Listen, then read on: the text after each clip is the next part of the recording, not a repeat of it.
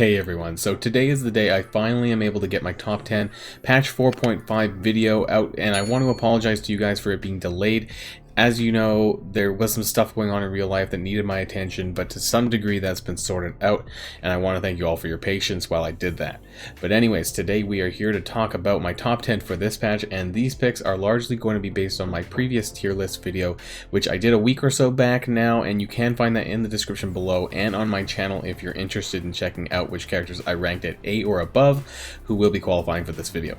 And of course, with patch 4.6 mere a day away, I think at this point, this is the time to let everyone know who I think were the best in this patch cycle and see if anyone from patch 4.5 made the cut this time or not. So, of course, without further ado, let's get this top 10 started.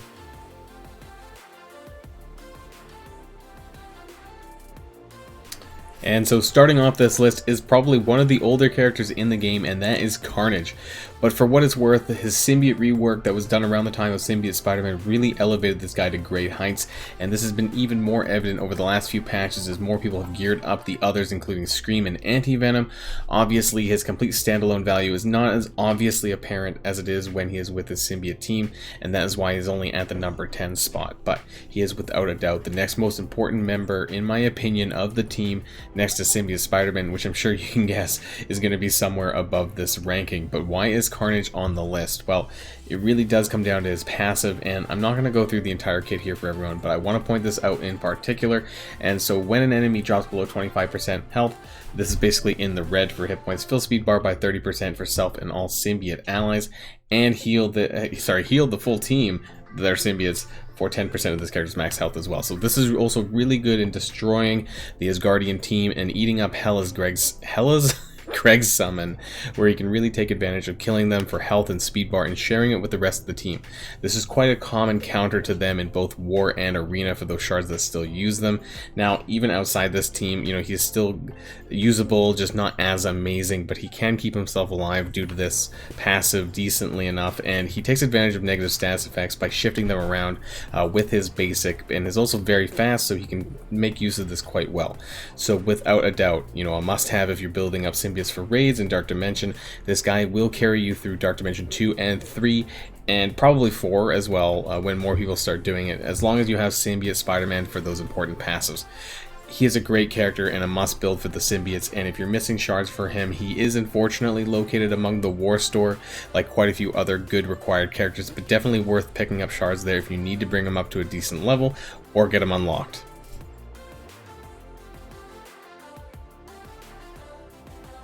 And so this time around, Hela is landing herself 2 down from where she was last time, being shifted from number 7 to number 9, and this might land me in a bit of hot water, but I still want to acknowledge how strong of a character she is. Her kit is really crazy good for a non-legendary character, to the degree that she probably could have been one. With the exception of late game arena, she does hold a place in mostly every other game mode as well. She still holds a strong position in raids, Alliance War, and Dark Dimension, both 2 and 3, and of course is a required character to unlock Black Bolt, so you're inevitably going to want her up anyways. A part of the reason why she was dropped to this position for me was because of the increasing range of characters you can build for raids, which means you don't have to use her there or need her. And while she is a very strong choice for Dark Dimension 3 and probably beyond, she is very gear hungry for Mystic, where you might want to consider the combo of the likes of Thanos and Ebony Maw instead of gearing her up necessarily.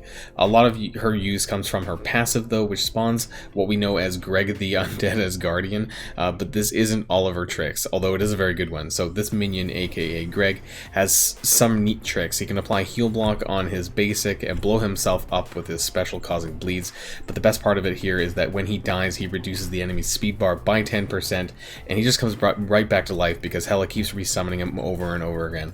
This is great for multiple reasons, but whether it's campaigns or challenges or Dark Dimension or raids, or wherever you use her, he is often the target by other enemies, whether intentionally or not, and this knocks back everyone else's turn bar.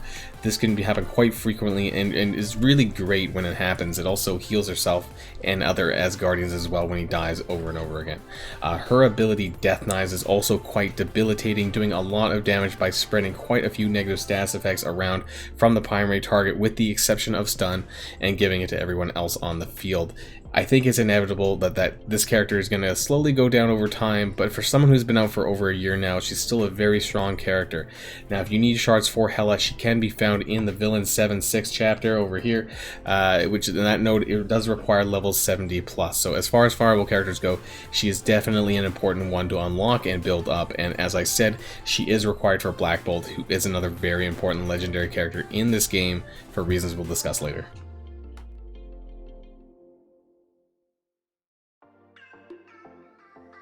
And coming in at number 8 is my boy robot, Ultron, maintaining his position this month from last month as well.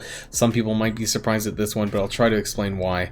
First off, he is a bit of an older character, and he has been around for well over a year now, maybe... I can't even remember when Dark Dimension 2 actually came out, but he is the War Ward from Dark Dimension 2, and rightly so. He has a very incredible kit and was very well known for being super overpowered at the time and used in just about every single game mode from Arena to Raids, Alliance War, especially right now countering some of the bigger teams in Alliance War and finishing off the second run of Dark Dimension 2 to help you do that if you need to. And he can even basically solo Dark Dimension 1 once you finish Dark Dimension 2 for the second time, because they require 6-star and above if you need to go back and do this with him. His basic attack is also very strong by doing quite a bit of damage and stealing 2 positive effects from the enemy. This can be quite useful in clearing taunts as well, or just taking buffs in general. I won't be talking much about ISO 8 in this video, but I do think he makes a great striker to follow up attack and stealing more positive effects with his basic on top of his initial hit. But the combination of the rest of his kit is why he's so impressive. So his special is his summoning move that triggers up to 3 different minion bots on top of giving himself and the bots 2 turns of defense up. But these bots are just crazy. You know, basically each one of them do a different thing. The Incinerator here, he steals buffs and provides offense up. The Accelerator knocks turn bar back on basic and gives speed up to Ultron and others. And the green guy, Fabricator, I always forget which one this guy is called, he heals people and clears debuffs off of Ultron as well. So they also all do different things when they die, providing Ultron with buffs or turn bar. These bots are surprisingly strong and they hit quite hard. All of these buffs end up leading Ultron up to his ultimate, which is Purge System, which is a huge single target attack for crazy amounts of piercing damage. He also gets 1 ability energy per buff he's got on himself, which largely normally leads him to picking up enough energy enough to summon more boss, and then the train continues and the cycle repeats. And his passive, he also gives him the ability to revive once, and he can extend buffs on all villain tech characters, including himself. One thing I do want to note is if you are running the Striker ISO with him, if you do happen to kill an enemy with a Striker follow-up attack, I actually heard that extends it for an extra turn. So this has happened a few times for me, and actually it's like a +2, I'm pretty sure, instead of a +1. Weird interaction, I'm not sure if that's a bug or not. He's also got a really loaded kit, so his kit is loaded, sorry, but the reason why he doesn't rank higher is because he can't get red stars. While this was an issue, you know, this wasn't an issue when he first came out, I would say it's a little bit more now. I think he's slowly dropping off and is dying a lot quicker in modes like Dark Dimension 3. Have no idea about Dark Dimension 4, and even Arena, he does find it hard to stand up against the big guys like the Black Order, and I'm not even going to talk about, you know, that, you know, we haven't seen him in Dark Dimension 4 at this point either. But because of Doom being a global character, I'm not sure exactly if you're going to want to build him up for Dark Dimension 4. Still though, he is an all-around amazing character and still worth bringing up once you get him unlocked.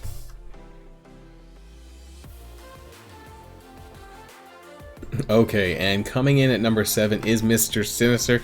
He has had a bump in the list from 9 to 7, and this is because of my increased use for him lately. I think he is a very steady character, and with Emma Frost round 3 hopefully on the horizon soon, he is still seeing a lot of use in different game modes, even from Arena to Dark Dimension, some raids maybe, and of course War Defense. I personally think that Sinister will continue to stand the test of time because of his cloning capabilities, since he can do that on anyone, including newer characters, and be able to bring that character's kit to your side of the field. So for that reason, he is a very future-proofed character. Also want to mention a great way to test out if a character is bugged or not, since you can use him to clone other characters.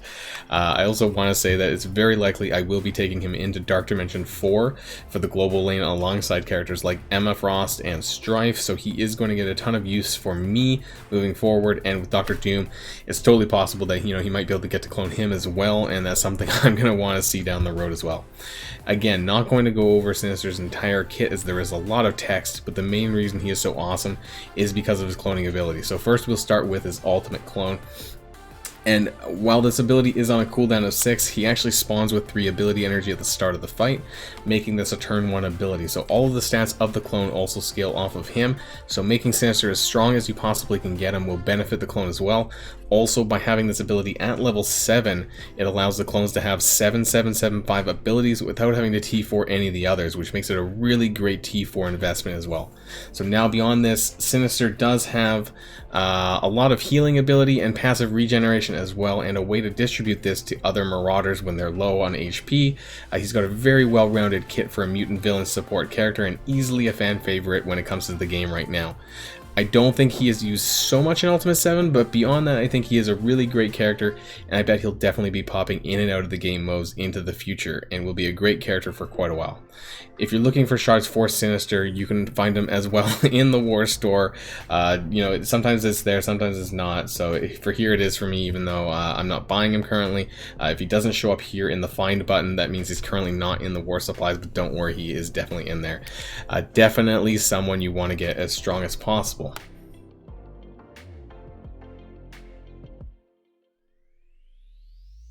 Alright, so Phoenix is staying the same this month where she did in patch 4.4 when I did give her a slight rank decrease, because really I think her overall usage is going to slowly start to decline with more power creep and her being kind of phased out of the new Dark Dimension 4 global lane. But with that said, there is a brand new legendary lane at the end of DD4 which is still going to make her very important, but in a different way than she was in DD3 originally. I know she is still quite strong of a character, but outside of war I'm really not using her as much as I used to on a daily basis. But I can't deny how strong she still is, and for other players who aren't as far along as me, obviously why she still makes this top 10 list. So Phoenix was the first, and let's hope the only character that was a legendary released at a 6-star level. This was different from other previous legendaries, and perhaps for good reason because of how strong she is. But really though, we can talk all day about regular Phoenix, but we all know it's about Dark Phoenix really. So I'm going to spend a little bit more time talking about that. So when she dies, she triggers her second form, Dark Phoenix, which is a summon but has a kit that is just absolutely bonkers off the walls, and is to date, I would say, the single strongest kit in the games in terms of raw power. Her Dark Phoenix form is largely why she is so powerful in game modes like Arena, Alliance War Offense, and particularly Dark Dimension, and why she's considered to be a staple and really the most necessary character for that game mode. And really that's because of her special, which she gets to use right out of the gate after she dies and gets reborn. This drains 20% health from all enemies and redistributes to her, on top of applying regeneration to all allies. Now, this is the reason why she's so strong in Dark Dimension 3, for the same reason Minerva was, only this is a lot more easier to trigger because it can happen every single time Phoenix dies, or every day, or every time you bring her back in Dark Dimension. Without this one ability, Dark Dimension 3 would be made significantly harder, although one might argue that if she wasn't there, you know, maybe it wouldn't have designed the way it was, and you know, they touched on this a while back about how they redesigned Dark Dimension 4 to, you know, have a legendary lane so that global wasn't designed with her in mind in this time. Outside of this though, you know, everything in her kit is really crazy. Her passive triggers an exploding AoE that hits every enemy and gives them 2 turns of defense down. This synergizes really well with her ultimate, which is another crazy AoE that attacks all enemies for tons of damage and clears all positive effects. The attack's unavoidable, basically guaranteed to clear all positives. Even her basic is, you know, really solid damage with the splash attack here, clears 2 positive effects on each target. You know, I'm not going to go back into the rest of regular Phoenix kit, but feel free to go back over it on your own time. I still think to date, Phoenix and Dark Phoenix is one of the most bonkers kit creations to ever come to this game so far. The reason why she isn't higher than this to me is largely because of her lack of usage in raids compared to the ones above her, as they tick off all the rest of those boxes. Now, if you need to obtain Phoenix still, you can do so by farming up Villain Mystic controllers for her event, which is only 6 different characters at this time. That includes Mordo, Hela, Ronin, Nobu, Loki, and Hand Assassin to the 6-star level. So if you don't have her, then make sure you work towards her, unlocking her, as she is still quite the powerhouse despite the power creep.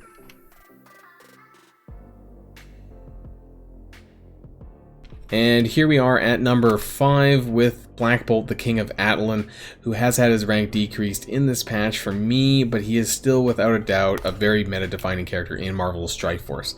That being said, he is an incredibly strong standalone character in every single game mode because of his kit, and he is required to unlock Ebony Maw. But in terms of the game modes I need to use him in, are a little bit less and less these days, but where I do use him, he is a powerhouse still. He just no longer is in my primary raid team or used in arena, so he's largely being used in war offense, a blitz, and sometimes a backup raid team if necessary due to bad RNG. Black Bolt originally came out at a time where Ultron was still dominating the arena, and he came in and basically stole this from him through his passive, which basically made it so he couldn't revive upon death. Not only that, but his passive gives what people call the burp, and whenever an enemy drops below 25% health, he hits them for additional damage, which is doubled against any villain tech enemies.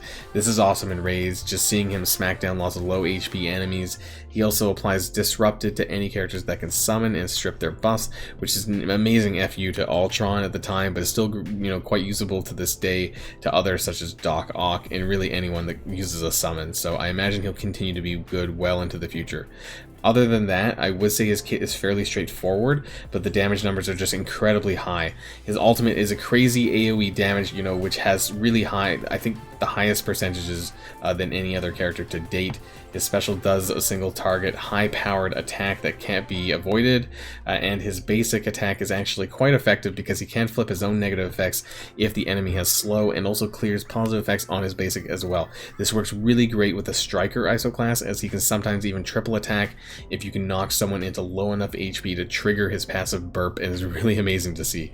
In order to unlock this bad boy, you do need a full entourage of the Asgardians at 5-star and above, but he is also used to unlock Ebony Maw, as I mentioned, making him useful for multiple reasons. Definitely a character you should work to unlock if you don't have him, and likely will continue to be a very strong character for some time to come.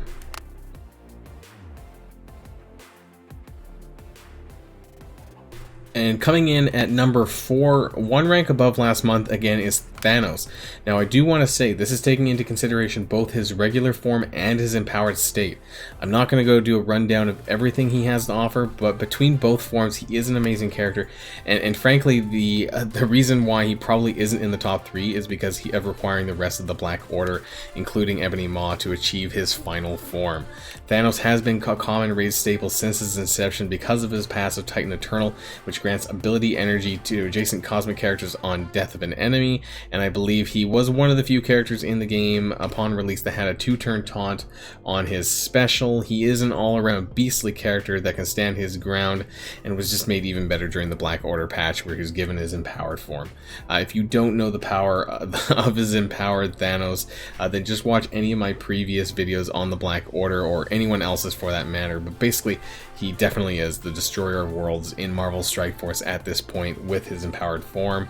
Black Order with Thanos dominates the arena in most game modes with the exception of raids due to the lack of long-term sustain with the full team.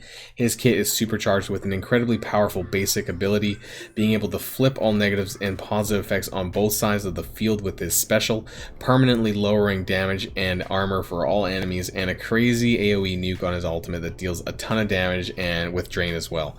But like I said, the reason why he is ranked where he is largely due to the fact that he needs the other 4 to give him the Infinity Stones to obtain this form. And not everyone in the game is going to be able to unlock this form until they have the rest of the Black Order, who are slowly becoming farmable with, as of this video, Cull Obsidian is still the only one not to have a place farmable yet. Still though, he is an amazing character despite being one of the older ones on this list, and even predating Ultron's release, but the patch really brought him around and landed him on this top 10 list. If you are looking to farm Thanos shards though, he is a bit of a late game farm now, sitting at Nexus 8-9.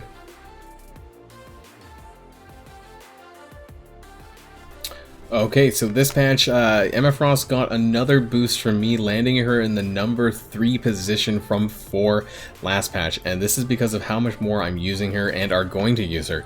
This is especially true with me considering the kind of characters I want to take into Dark Dimension 4, and again, I am pretty sure Emma Frost is going to make the cut for me, at least for the global lane. She makes some considerable contribution to the arena game mode, being able to take down the Black Order in various team compositions from Marauders to Symbiotes, with her, and that alone is nice. She is useful in all raids where she can be used with her passive giving permanent speed down to everyone, and have also really high value in both Dark Dimension 2 and 3. She is a great kind of support controller type for many of these game modes due to her self-sustain. Definitely one to watch and keep an eye out in the future as the game progresses, and see what more use she might actually get both with her team and as a standalone character rather. And on top of this, her cooldowns on her special and ultimate are fairly short, you know, at 3 and 4 respectively. Starting with Diamond form, she is able to clear all negative effects from herself and all allies, while slowing the enemy team and applying immunity to herself and any other mutant villains, which is great if you're using a Marauders raid team or Dark Dimension 3 Global and stacking up mutant villains. I think she is going to have a strong potential going into Dark Dimension 4, like I said, being a non-legendary character. Her ultimate is a combination of Loki's mind control with the ability to blind and clear positive effects, so she does clear all positive effects from enemies and can mind control up to 2 other characters, both enemy or ally, to deal additional damage and apply blind, and if that person dies, then a second target also gets blind as well. Overall, she plays her control tag very well, adds a lot to the team with regards to positive and negative effects, and that permanent speed decrease that comes down from her passive here. So as of this video, her second milestone has come and gone, but there will be a third one coming in the not so distant future, so do save up that gold, as that's largely the primary way to get through the milestones and get more shards for her if you're looking to get more shards for Emma Frost.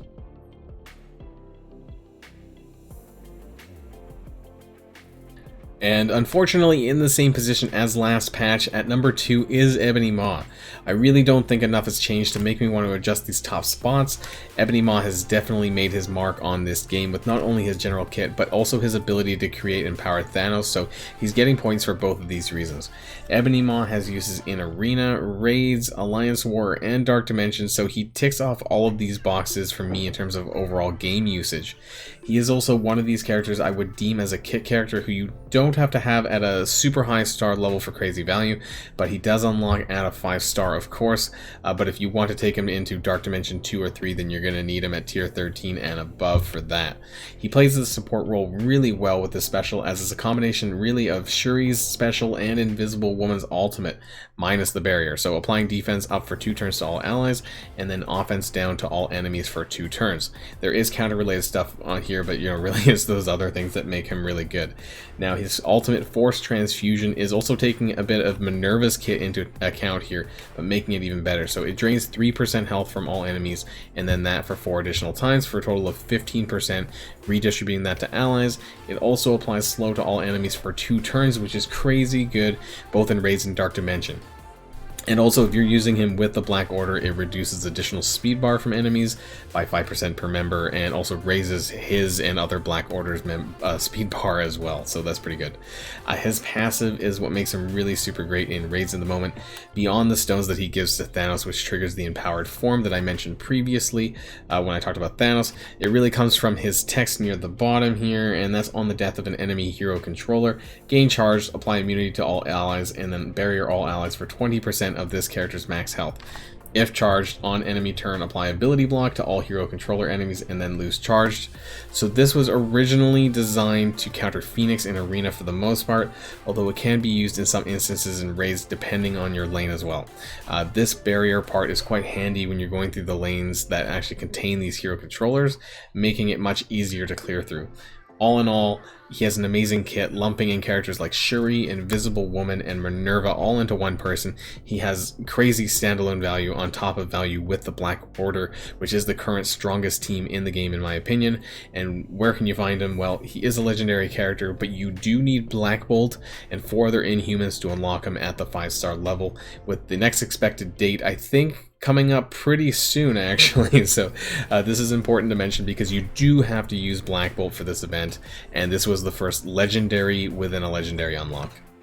Alright guys, so I just wanted to do some quick honorable mentions before we get to the number 1 spot, and the first one that I want to talk about is Ghost. So she didn't make the top 10, sorry, for this patch, but she has a very awesome kit. So there's two reasons why I want to bring her up here, and the first one is the ultimate quantum explosion. So this does attack all enemies for 350% damage, but it steals 15% health from all enemies, and this is really important. So from a Dark Dimension perspective, this does have additional ways to do tons of damage through the health drain mechanic. And this is very similar to characters like Ebony Maw, Phoenix, and Minerva, of course, who are really important to Dark Dimension. The other thing I want to point out about her is her passive. It's really lengthy, actually. There's a lot of stuff on here, but specifically I want to draw people's attention to down here. So on any enemy's turn, apply offense down to that enemy. Now this is specific to Dark Dimension game mode, so this only happens there, but basically it's like a yo-yo passive that occurs in Dark Dimension for Ghost, and this is what makes her really strong, both in Dark Dimension 2, Dark Dimension 3 Global, and I expect Dark Dimension 4 Global. Some people have used her, although, you know, there's not a lot of people really in Dark Dimension 4 at this point. A character to keep an eye on, and probably the best and MVP of patch 4.5. Unfortunately, though, because of largely one game mode, I didn't want to put her in the top 10, but she does get the honorable mention this time around. And for the second one that I want to point out before we get to the number 1 pick is Strife. Now, if you guys watched my tier list video, I did actually boost him up from B to A, and I actually moved Colossus down from A to B. Now, the reason why I did this is because of how much we're starting to use Marauders a lot more. People are boosting up Marauders like crazy these days, and I think that he has a lot of value, even in Dark Dimension 3. So the reason why I'm going to be taking him up to tier 15, I think, is for Dark Dimension 4, and the reason why I would recommend actually building Strife over Colossus these days is because you won't be able to use Colossus and Phoenix together in the same lane in Dark Dimension 4 Global, because it actually restricts legendary characters. So for that reason, I would actually recommend building Strife, because he does share the same titanium alloy which Colossus does. So that makes it really important to make sure that you have a proper tank, but also aren't having to waste the same resources for two different tanks for the same sort of game modes. Not to mention he does have synergy, very much so, with Mr. Sinister and Emma Frost. So definitely a tank pick here for me for my honorable mentions here for patch 4.5.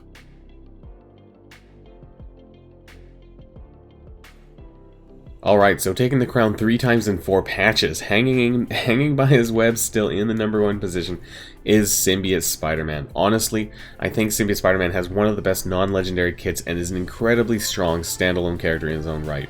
But aside from this, the Symbiote's team are now complete with the release of Scream and Anti-Venom, which means Symbiote Peter becomes even more necessary and required to bring this full team together to make use of things like its Drain passive, which stems from him. Not to mention the Symbiote's team in its entirety is by far the best complete raid team and functions well in Dark Dimension, and frankly I would say just about all game modes. Symbiote Spider-Man is like OG Spider-Man, but really on steroids, since he can do everything he can do but 10 times better. His basic is essentially OG Spider-Man's special, but better, applying a defense down for 2 turns to everyone that he hits, and this attack cannot be countered. His special attacks the primary target and adjacent targets for damage, applies bleed, and extends all existing negatives for an additional turn, which depending on who he's teamed up with can be quite crippling. And his ultimate web slam, it also does some pretty good damage, hitting all targets, applying stun to the primary target, and 2 turns slow to everyone else as well. Is also unavoidable, which is great for targeting those pesky dodger types. Now his passive is why he's so bonkers in raids in Dark Dimension, with the other symbiotes, which gives them all 100% drain mode in these game modes. On top of this, they heal up every time a negative effect is applied, and he boosts all symbiote and hero Spider-Verse characters by 30% max health. You know, he's got a lot of passive here. The drain, though, really can't be understated given how much damage the symbiotes can do. This stacks up like crazy, and they can basically full heal themselves off of one move. Without a doubt, one of the most bonkers additions to Marvel's Strike Force, and this is going to make symbiotes one of the best raid teams for some time to come. You know, even with patch 4.6 on the horizon and the Astonishing X-Men, I'm going to continue to be gearing up and leveling up the symbiotes as far as I possibly can, because I think they're that good. Now, unfortunately, you know, where can you get Symbiote Spider-Man? Well, he is currently in the milestone orbs, which doesn't have great odds, and if you miss out on all 3 of his milestones in the past, then it's either going to take some good luck lots of patience or some money to unlock this guy faster, but I can without a doubt say that he is a crazy character. I highly recommend maxing this guy out when you get him. You won't regret it at all, unless you're watching this way down the line when he becomes less relevant. But honestly, I suspect this guy being strong for well into the future, and this is exactly why he has the #1 spot for me again. And that's the end of my list. Now, I do want to apologize about the delay to this video due to personal reasons, but hope you guys can all understand about that. Some might be wondering why Dr. Doom didn't make this list, and I did mention this in my tier list video, but because nobody actually has him, and probably won't for a while, and definitely the average player won't for some time, it wasn't really fair to add him. But he might make an appearance in a patch or two down the line where he is more obtainable rather, and prevalent when we can start seeing him and what he has to offer. I will be interested to see if any of the patch 4.6 characters make a big enough impact on the game to make it on this top 10 list next patch, but for now, we're going to have to wait and see how things shape up. Now, if you feel I missed something, or you felt that some characters should have been placed differently, feel free to leave that in the comments below. I'm more than happy to engage in some civil debate and discussion on the characters, or of course, if you want to join the conversation, then please feel free to join my Discord channel, which you can find in the video description below as well, and I would love to hear your guys' opinion on everything. But that's all for today's video, and if you guys enjoyed it, then please smash that like button and subscribe to my channel if you haven't already to see more videos like this. And of course, until next time guys, stay safe, and I'll see y'all later. Boylon signing out.